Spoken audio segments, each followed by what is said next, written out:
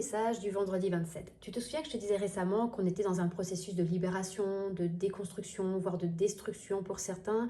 On avait les arcanes de la tour et l'arcane sans nom, l'arcane de la mort qui retombait à plusieurs reprises dans nos tirages. Qu'est-ce qu'on a aujourd'hui? Eh bien, on a les deux. On a les deux dans un même tirage.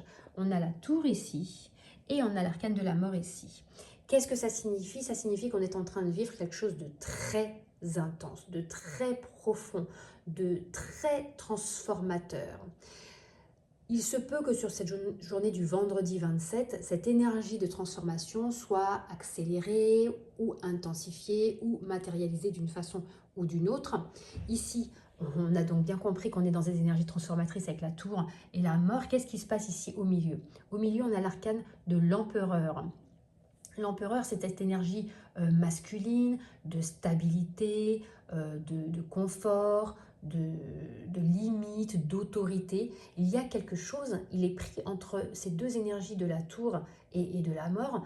Il y a quelque chose qui, de l'ordre de l'autorité, des limites qui se font, qui disparaît, qui se désagrège, qui se détruit petit à petit pour pouvoir renaître à autre chose. Alors, qu'est-ce qu'il y a à côté de cette déconstruction-là? On a la fille des épées. Il va y avoir de nouvelles idées qui vont renaître de ce terreau-là. Il y a quelque chose qui meurt, qui va donner un terreau riche, fertile pour pouvoir mettre en place de nouvelles idées, quelque chose de rafraîchissant, un apaisement qui va suivre cette période ici libératrice de déconstruction.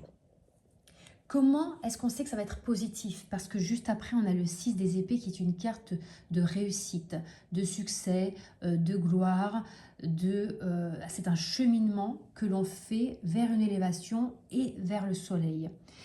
Donc il y a cette idée de processus enthousiasmant, malgré les difficultés rencontrées ici, il y a un processus profondément bénéfique.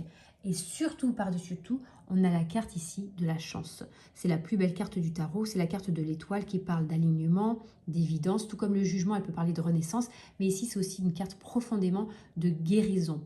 C'est la carte par excellence qui te dit que tu es au bon endroit, au bon moment, et que ce que tu vis est pour ton mieux. En dos de deck, on avait le 7 de Pentacle qui nous parle de construction, de matérialisation de tes projets, d'ensemencement.